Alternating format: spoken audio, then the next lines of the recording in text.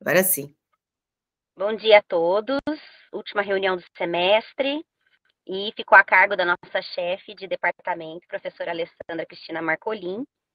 E a professora Alessandra, que é coordenadora do nosso ambulatório de medicina fetal, do serviço de medicina fetal do HC, né, de Ribeirão Preto, vai falar um pouquinho para a gente sobre cuidados paliativos perinatais. Ale, obrigada pela disponibilidade de vir falar para nós na última reunião do semestre, né, que está todo mundo precisando de um breakzinho. E a palavra é sua.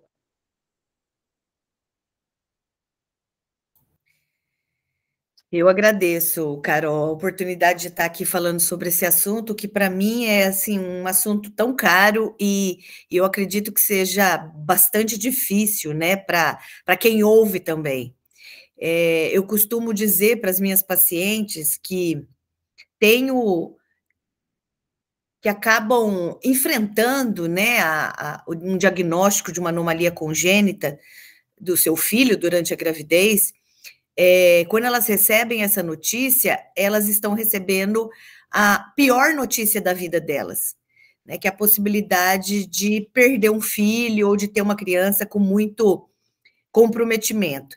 Então, é difícil para todo mundo. É difícil para quem dá a notícia, é muito difícil para quem ouve, e é muito difícil para quem vivencia essa situação, né? A família, os amigos, os entes mais próximos.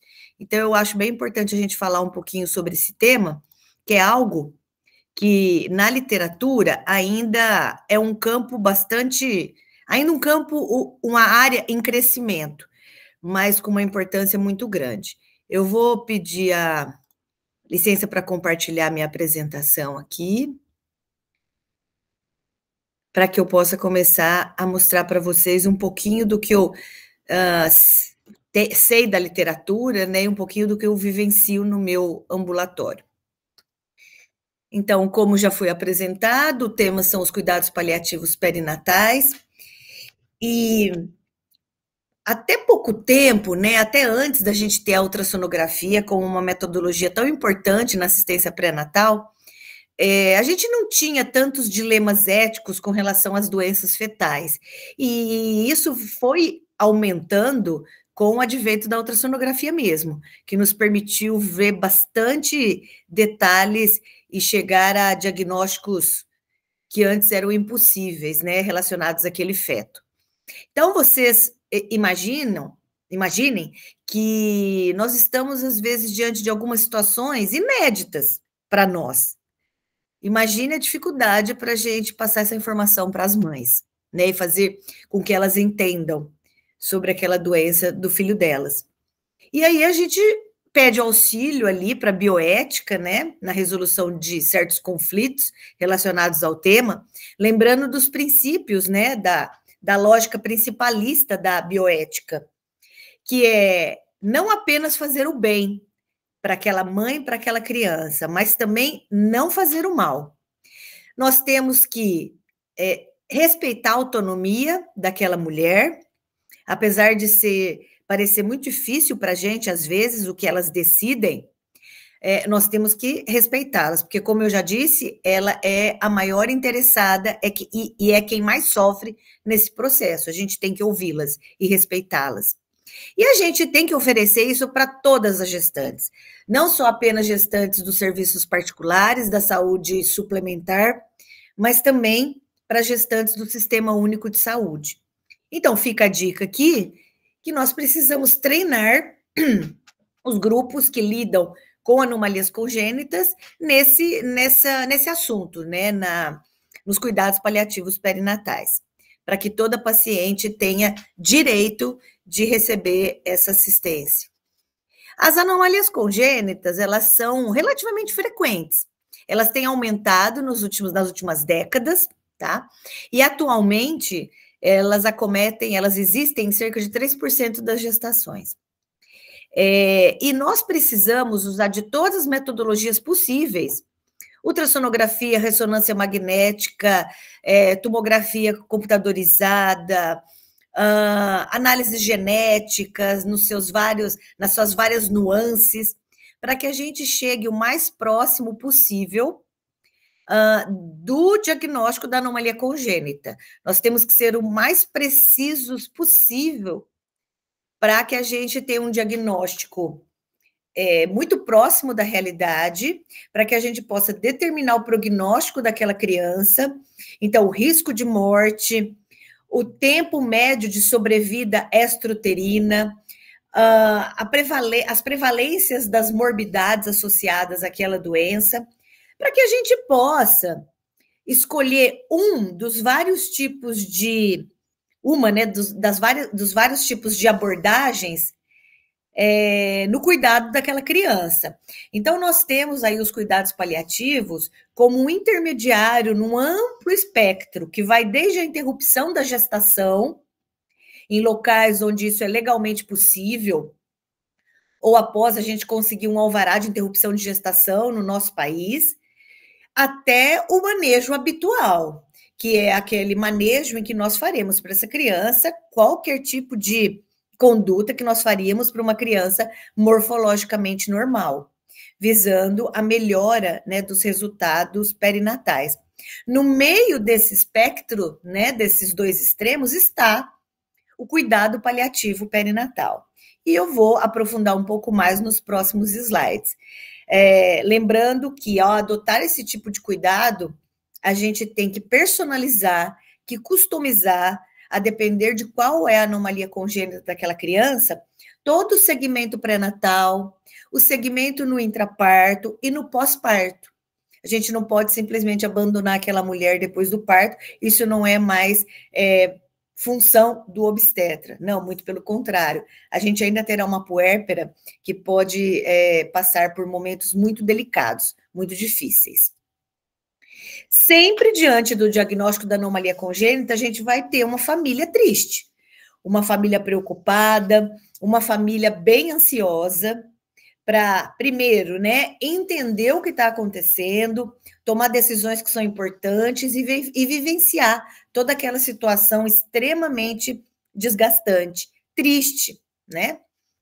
É por isso que a gente precisa da assistência multiprofissional. Ninguém faz nada sozinho, eu sei que esse é um clichê, né, na medicina, mas aqui é uma verdade muito grande, porque a gente precisa, além do obstetra, que tenha um conhecimento aprofundado em medicina fetal, então essas pacientes, em algumas situações, elas podem até ser seguidas em serviços de baixo risco, mas é claro que isso será permitido depois que ela tenha assistência em um serviço de referência que tenha experiência relevante em medicina fetal, tá? Então, acontece que a grande maioria das pacientes acabam mantendo o segmento nesses serviços. E, além do obstetra, como eu já disse, a gente precisa ter no grupo neonatologistas, que também têm experiência com recém-nascidos portadores de anomalias. Dentro desse espectro aí dos neonatologistas, a gente tem que ter cirurgiões pediátricos, cardiologistas neonatais, infantis, neurocirurgiões que atendem crianças, a gente precisa ter psicólogos que devem cuidar não apenas dessa mulher, dessa família, mas da equipe que oferece cuidado paliativo, que cuida dessa paciente. A gente tem que ter enfermeiras que são habituadas a lidar com o tema, fisioterapeutas, terapeutas ocupacionais, que mais?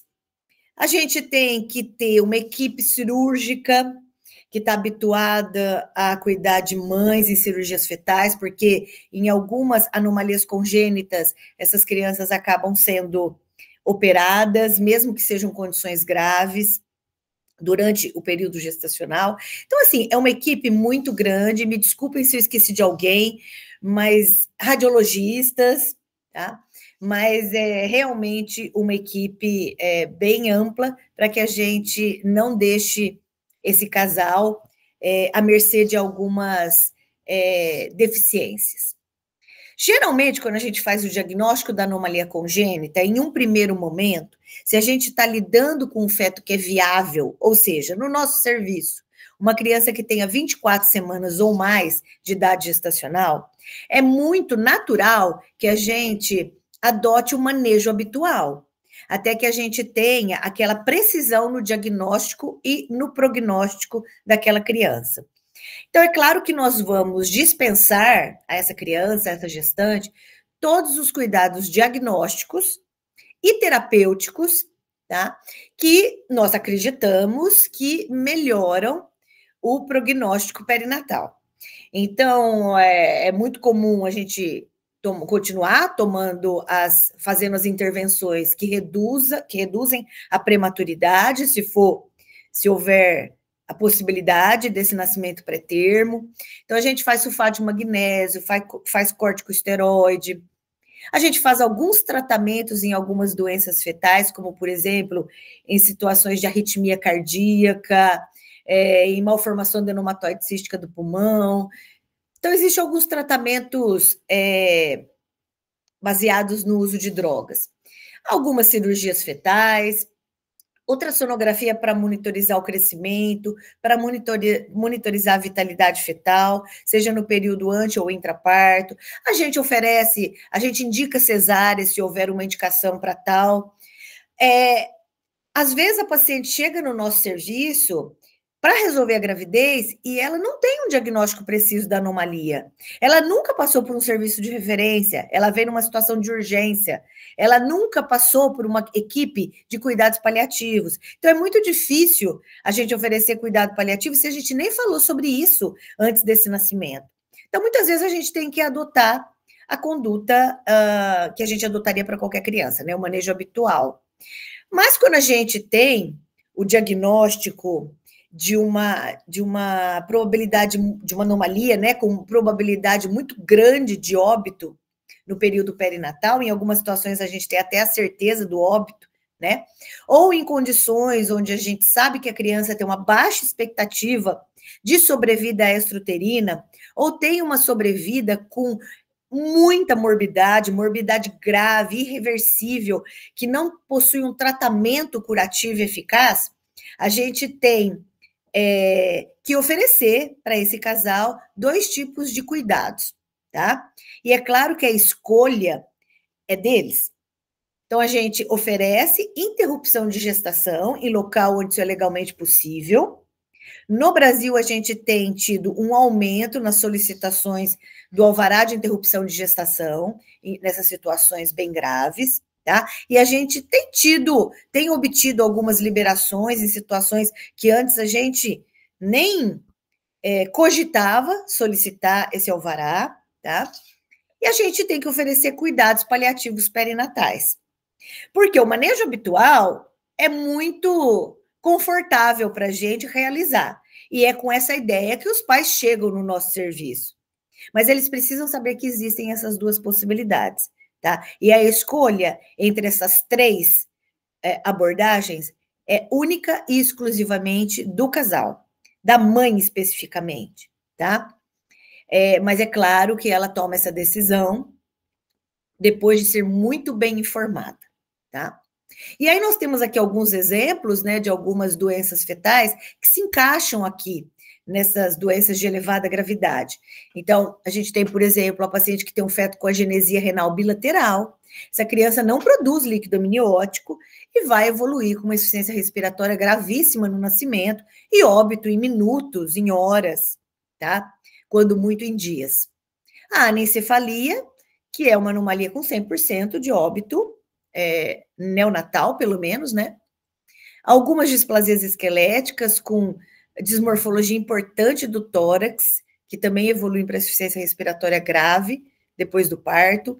As aneuploidias, que são bastante conhecidas nossas, a trissomia 13 ou 18, onde a criança tem, além de múltiplas anomalias, tem um comprometimento neuropsicomotor muito grave, com uma qualidade de vida muito ruim depois do nascimento. Algumas doenças encefálicas, né, que também estão associadas à qualidade de vida muito ruim, a triploidia, assim, só para exemplificar, olha o tamanho do quadro que eu trouxe aqui, que são exemplos de algumas dessas doenças, tá? Então, a gente precisa entender bem sobre essas doenças. Existe aquela situação em que a gente tem um diagnóstico incerto. A gente sabe que aquela criança tem uma anomalia congênita bastante grave, mas a gente tem uma incerteza sobre o prognóstico, sobre o óbito, até porque algumas dessas anomalias aparecem com uma variedade de gravidade, né, no acometimento. Então, é difícil generalizar sobre o prognóstico daquela criança em algumas dessas anomalias. Então, por exemplo, uma criança que tem uma grande encefalocele, como aquela ali da foto, uma criança que tem uma onfalocele gigante, que tem fígado dentro do saco herniário, e várias outras doenças, como, por exemplo, uma criança que tem uma cardiopatia muito grave, chega para a gente até hidrópica criança. Então, a gente sabe que a probabilidade de óbito é muito grande nessas situações, mas a gente não consegue quantificar para esses pais. A gente trabalha muito com números, né, para que eles entendam melhor a doença. E muitas vezes a gente não consegue quantificar.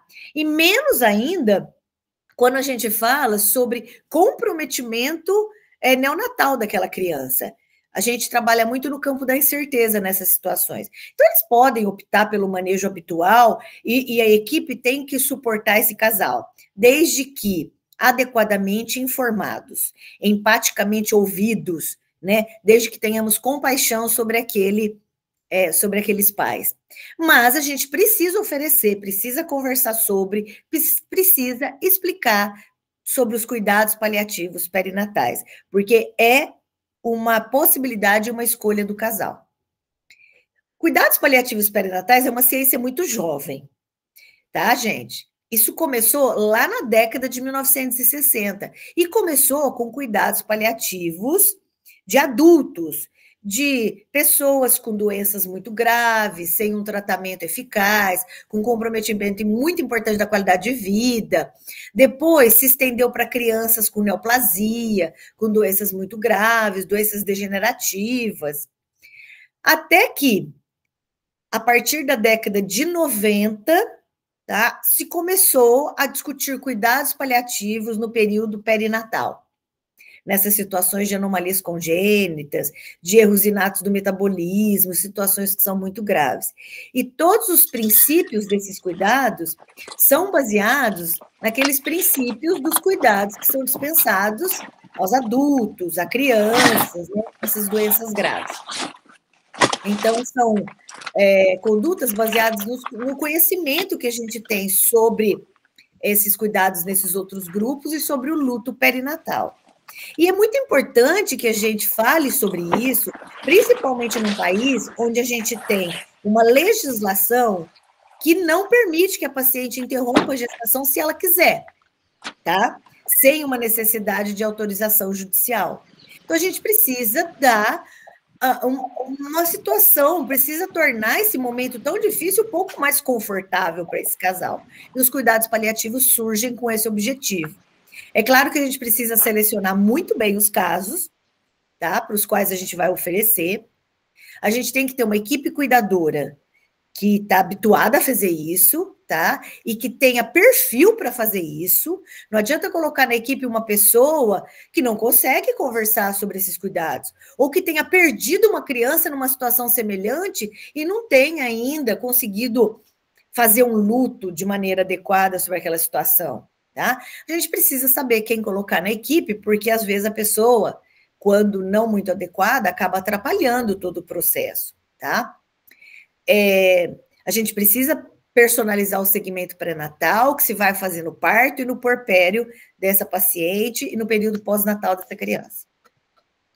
E essa opção de manutenção da gravidez, né, ela não é uma questão passiva.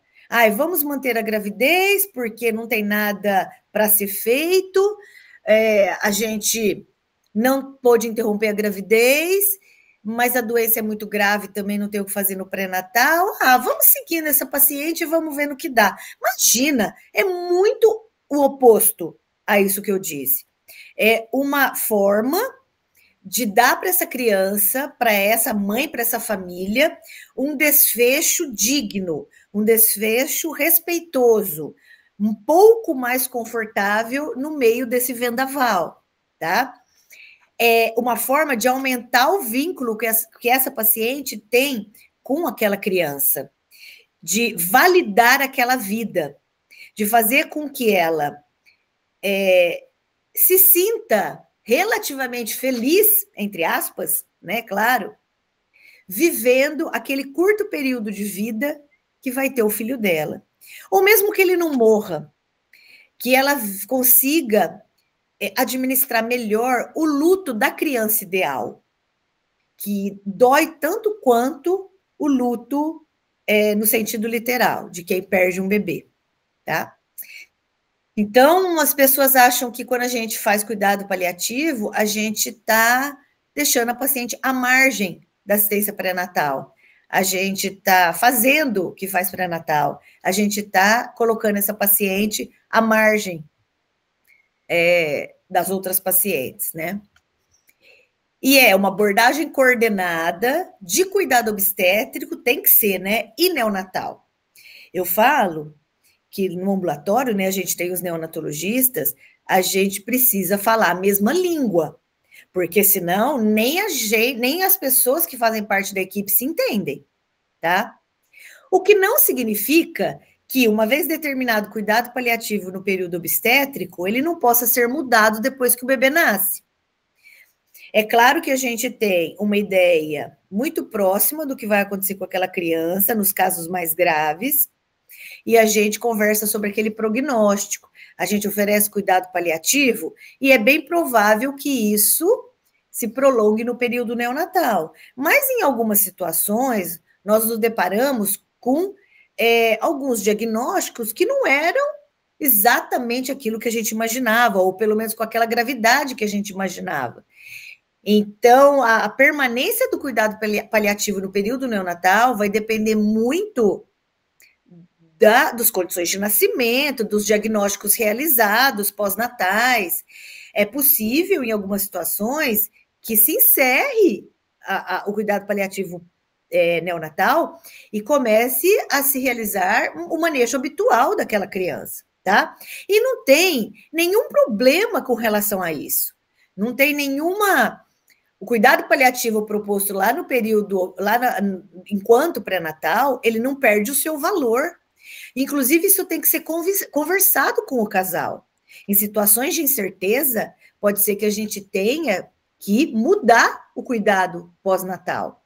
Isso tem que ser previsto, tá? Geralmente, a gente propõe, nas situações, como eu já disse, de crianças com uma expectativa de vida limitada ou com grande comprometimento, sempre com o intuito de melhorar a qualidade de vida daquela mãe e daquela criança. E sempre, gente, sempre as decisões têm que ser compartilhadas e respeitadas, de acordo com os valores daquela família. De vez em quando a gente tem algumas situações conflitantes no ambulatório, né? A paciente que tem um feto anencéfalo, mas que quer fazer uma cesárea, tá? Ah, professora, mas ela está querendo fazer cesárea porque ela não tem noção da doença da criança. Gente, ela pode não entender detalhes da doença, mas eles sabem que a doença é muito grave. A gente vê isso nos olhos deles, quando a gente conversa com eles. Eles sabem que é grave. Eles podem ter um discurso contraditório, mas nas entrelinhas do discurso, a gente encontra a certeza de que eles sabem a gravidade do quadro. Mas por que ela quer cesárea? Aí você detalha um pouco mais, né, a conversa, abre a cabeça, né, ouve aquela paciente com mais empatia, e ela fala para você o seguinte: eu quero fazer uma cesárea, porque é a chance que eu tenho de ter ele vivo, nem que seja por poucos minutos. Porque é óbvio que na tentativa de um parto vaginal de uma criança com anomalia, existe um risco maior de perda daquela criança, isso é óbvio, isso é conversado com eles. Mas ela vira e fala isso para mim: não, professora, eu quero que ele nasça vivo do jeito que ele está agora, porque eu quero viver os minutos dele ainda vivo, né? Aquela curta vida que ele vai ter. Então, como que a gente briga com essa paciente? Briga no bom sentido, né? Como a gente discute com essa paciente que a cesárea é horrível para ela? É claro que a gente vai falar tudo isso. mas o argumento dela é muito forte, né? Então, a gente tem que dar uma informação ampla para essa paciente, honesta, sensível, para que ela tome as melhores decisões para ela e para o filho dela. E aqui a gente está respeitando o princípio da autonomia, lá da bioética. Os cuidados, eles visam diminuir o sofrimento, tá? Aquele sofrimento desnecessário para ela, para o filho dela e para a família. Aqui a gente está respeitando os princípios da beneficência e da não maleficência. E a tomada de decisão tem que ser compartilhada em serviços de assistência adequados que envolvam a gestante, os familiares, a equipe multiprofissional, até os profissionais do apoio espiritual, tá? Isso tem que estar disponível para todas as mães de crianças com doenças graves. E aqui a gente está respeitando o princípio da justiça. Ontem à tarde, eu fiz uma nova revisão da literatura, né? Eu venho revisando esse tema há muito tempo. Eu tenho trabalhado bastante esse tema com alunos de IC, tenho um mestrado nesse tema, tá? Então, eu estou sempre olhando. E ontem eu falei, deixa eu ver se tem alguma coisa nova. Eu achei um protocolo de uma entidade de ginecologia e obstetrícia, que é do American College, falando sobre cuidado paliativo perinatal, que foi o que eu coloquei aqui. Ó. É uma publicação de 2019. Então, gente, apesar de ter bastante coisa na internet, né, fora da literatura científica, a gente ainda tem evidências científicas, tem poucas evidências científicas sobre cuidados paliativos. Eu trago aqui alguns depoimentos maternos, porque eu acho que engrandece muito essa apresentação, para a gente sentir o que é esse tipo de cuidado nessas famílias. Nós desejávamos que Nathaniel completasse sua jornada com amor e dignidade. Eu sabia que iria carregá-lo e cuidar dele como a melhor mãe do mundo, pelo tempo que ele vivesse e crescesse dentro de mim. Mas eu ainda tinha um caminho a percorrer até o parto. Eu estava determinada a honrar sua vida e me preparar para me despedir e deixá-lo ir da melhor maneira possível. Eu acreditei que o dia do nascimento do meu filho seria o pior dia da minha vida.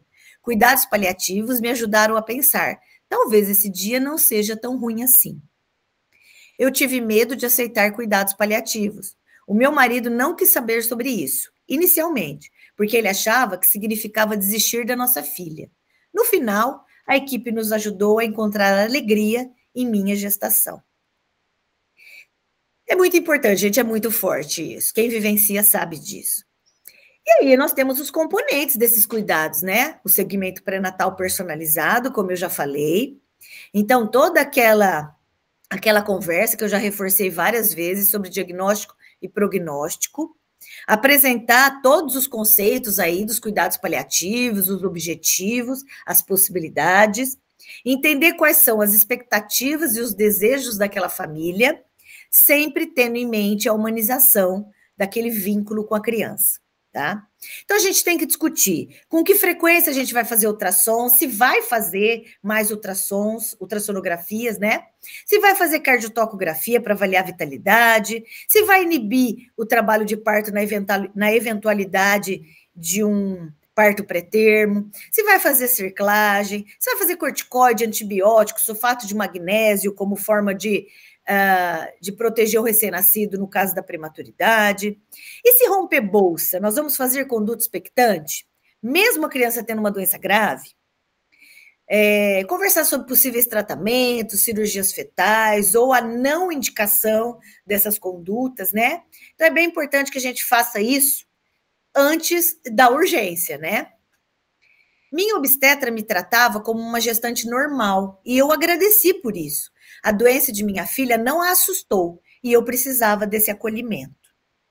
Por causa da malformação, meu filho mexia pouco. Então, a única forma de saber que ele estava vivo era ouvindo o seu coração e vendo ele na ultrassonografia. Eu passei a viver para aqueles exames. O som do seu coração era música para os meus ouvidos e lágrimas para os meus olhos. Eu leio esses depoimentos e eu fico toda arrepiada. Eu tive aumento do líquido amniótico e minha barriga ficou enorme. Eu dormia sentada. Eles ofereceram drenagem do líquido várias vezes, mas eu disse não. Eu não queria entrar em trabalho de parto. Eu estava muito feliz em continuar grávida, em ter meu filho ainda comigo. Depois de saber que ele era um menino, nós demos seu nome. Eu queria que todos soubessem que ele era uma pessoa, não apenas um bebê. Então, a gente também tem que conversar sobre o plano de nascimento. A gente vai fazer a monitorização intraparto? E que idade da gestação nós vamos resolvê-la? Qual vai ser o tipo de parto? A cesárea, às vezes, acontece por motivos emocionais, por questões religiosas. E será que a paciente vai querer fazer contato pele a pele? E o aleitamento? Muitas vezes essas mulheres não são nem questionadas sobre a lactação. A criança nasce, a criança morre ou não tem capacidade de mamar, e a gente já prescreve o inibidor da lactação, sem saber qual é o desejo dessa mãe. Hoje em dia, a gente tem respaldo, ou melhor, né, a gente tem empatia para entender que algumas pacientes querem ser doadoras de leite, que seja por um período curto ou não, mas aquilo para elas é como se compensasse ter tido essa gestação, mesmo que ela tenha perdido o filho dela, tá? Algumas pacientes querem batizar a criança quando ela nasce, e a gente tem que permitir um profissional de apoio espiritual em sala de parto, no puerpério, ali no alojamento conjunto. E a gente tem que ter um plano provisório para os cuidados neonatais, que, como eu já disse, podem mudar com o nascimento da criança. A nossa decisão foi simples, sem intervenções extraordinárias. Ela terá um fim de vida rodeada pela família e amigos que vão cobri-la de amor. Nós fizemos planos de parto com 4 cenários diferentes, mas o mais importante foi que, independente de Simon respirar ou não, ele ficaria conosco o tempo que quiséssemos. Eu quis aumentar as chances do meu filho nascer vivo, e por isso quis uma cesárea. O meu médico não concordou comigo no início, explicando todas as complicações. Quando eu retornei na próxima consulta, voltei a tocar no assunto, e ele concordou, dizendo: se você quer segurar o seu filho vivo, nem que seja por 5 minutos, eu te entendo. Nós não faríamos uma cesárea de urgência, eu concordo com isso, mas eu gostaria de ouvir minha bebê durante o trabalho de parto, tá? E nós temos que conversar sobre os cuidados pós-natais. O que vai ser feito de reanimação neonatal ou nada vai ser feito para reanimar a criança? Como vai ser a nutrição? Como vai ser o alívio de dor e controle dos sintomas? Tem crianças com muita dispneia, dependendo da anomalia congênita. O que a gente vai fazer, ou melhor, o que a equipe de neonatologia vai fazer para diminuir aquele desgaste, né, para essa mãe que vai ver essa criança com tanto desconforto? O que a gente vai fazer para amenizar o sintoma para aquela criança, né?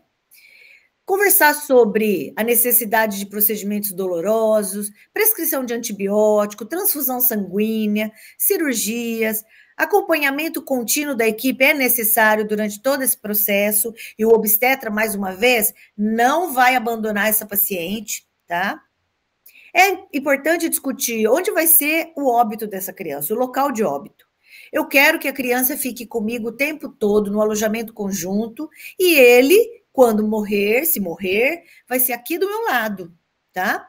Ok, ela tem direito, mas a gente precisa ter uma equipe que saiba administrar isso, né? Ela precisa ter informações sobre autópsia, se ela vai querer, velório, a depender da idade da criança, a idade gestacional, se vai ter enterro, se há necessidade, né, de ter enterro. Hoje em dia, no HC, eu tive uma conversa com a patologia um tempo atrás, com o professor Fernando Ramalho, e nós chegamos a uma abordagem que é muito interessante. A gente até achava que não ia vingar, mas a gente tem visto isso acontecer, que é a da doação da criança pela família, tá? Semana passada mesmo a gente teve uma família que doou uma criança. Então, às vezes, é muito aversivo para essa família ter que fazer um velório, um enterro, tá?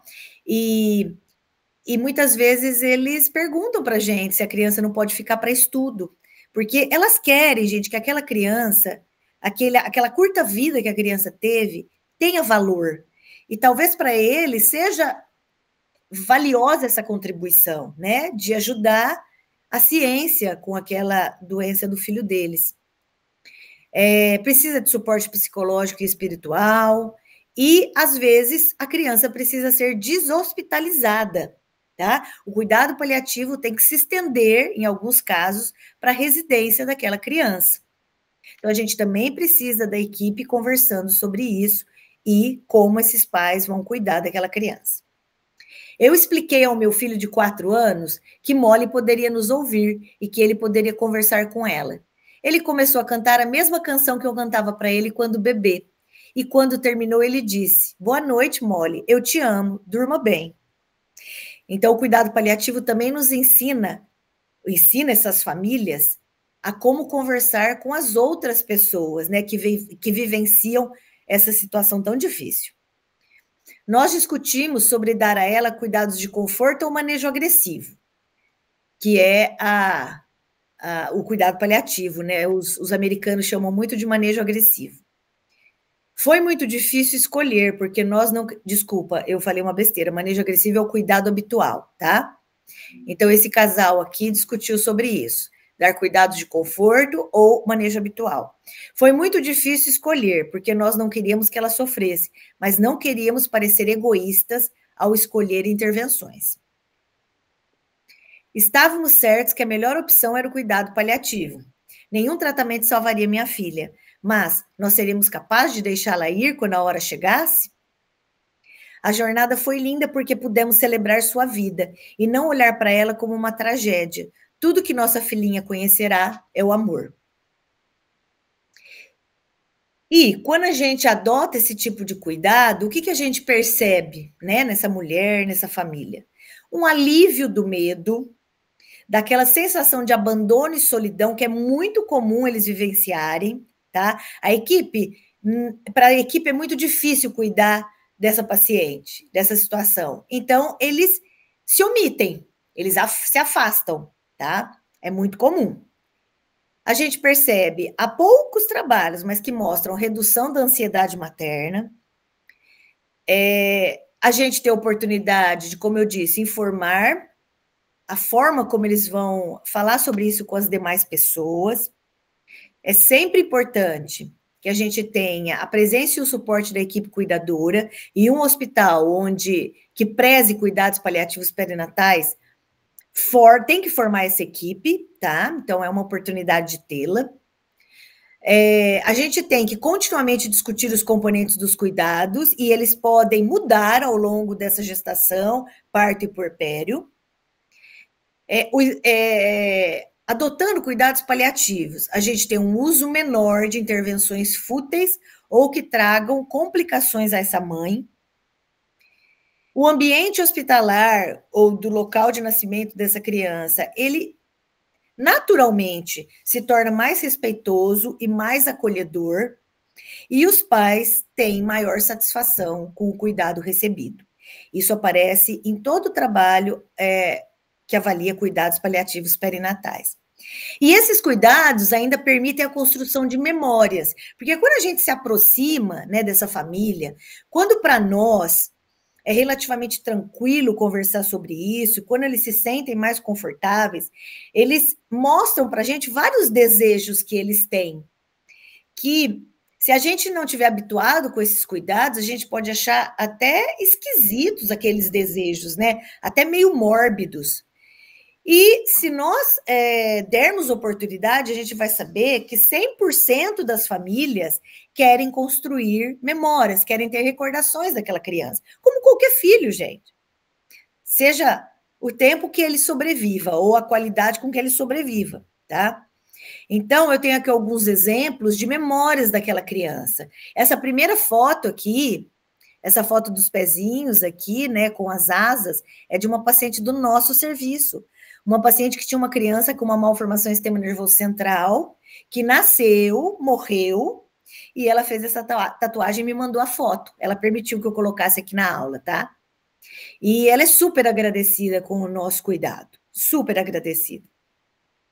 Ali embaixo nós temos uma mechinha do cabelo do bebê, aqui a impressão plantar e palmar da criança, depois do nascimento, algumas cartinhas, tá? Que são escritas pela mãe, pelo pai, por uma criança, né? Um irmão, por outros parentes, pela equipe médica. Às vezes a paciente quer fazer aquela árvore da placenta, né? Ela faz aquela impressão da placenta numa folha. A gente tem feito isso no centro obstétrico. E toda a equipe coloca mensagens de conforto naquela folha, tá? E a paciente leva para casa. Joias com o nome da criança, com as cinzas da criança, com a recordação que for da criança, tá? Ali, aqueles quadrinhos, aquelas caixas que a gente chama de shadow box, né? Aliás, os americanos chamam de shadow box, que são as caixas de lembranças. Elas fazem, ó, com tudo, roupinha, teste de gravidez, foto do ultrassom, foto da criança depois do nascimento, mesmo que a criança esteja morta, tá? Eles querem guardar. Porque isso valida aquela vida daquela criança e facilita o luto naquela família.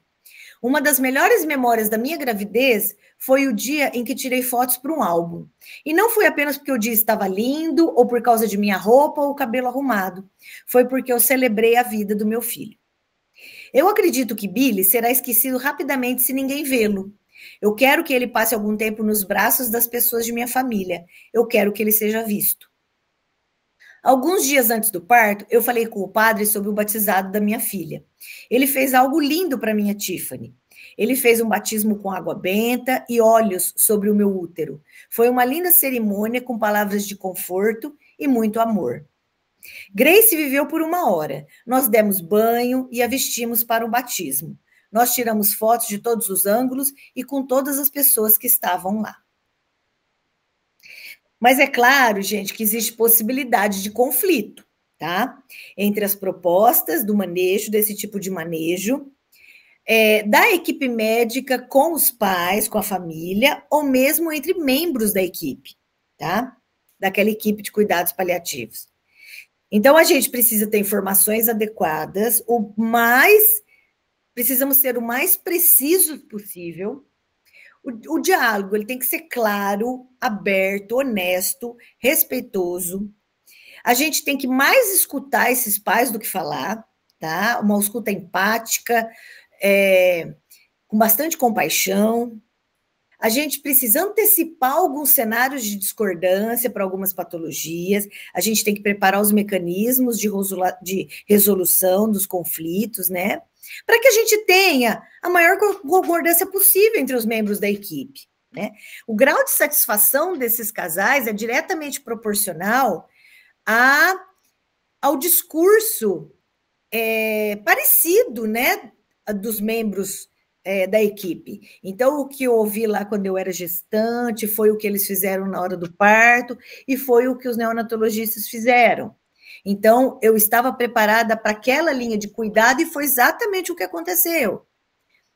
Algumas diferenças têm que ser resolvidas por argumento, tá? Semana passada, eu vou colocar esse caso aqui, porque assim, não é uma coisa lida num livro, é uma coisa vivenciada e todo dia de ambulatório. Semana passada eu tinha uma paciente com um feto, com uma malformação cardíaca super grave. A criança estava, inclusive, hidrópica, tá? Então, já tinha sinais claros de insuficiência cardíaca. E nós, da obstetrícia, tínhamos certeza que o óbito daquele feto ia acontecer a qualquer momento, tá? Então, assim, nós, da equipe obstétrica, estávamos absolutamente tranquilos com esse desenlace, tá? Tristes, óbvio, mas confortáveis com aquilo, tá? E a mãe, relativamente confortável com isso, tá? Mas ela tinha algumas dúvidas ainda sobre se existia alguma abordagem no período neonatal, caso ele nascesse vivo, né? E aí eu conversei com os neonatologistas da seguinte forma, né? Olha, eu acho que agora é a hora em que vocês precisam conversar com essa mãe, porque eu tenho quase certeza de que no próximo retorno dessa paciente, a criança, nós vamos ter um óbito fetal. Então, eu quero que essa paciente, quando ela tem esse diagnóstico da perda do filho dela, ela esteja certa de que ela teve todas as informações possíveis que respaldam aquela decisão dela de cuidado paliativo, tá? E aí houve uma certa resistência por parte dos neonatologistas. Ai, Alessandra, mas eu não tenho certeza que o bebê vai morrer.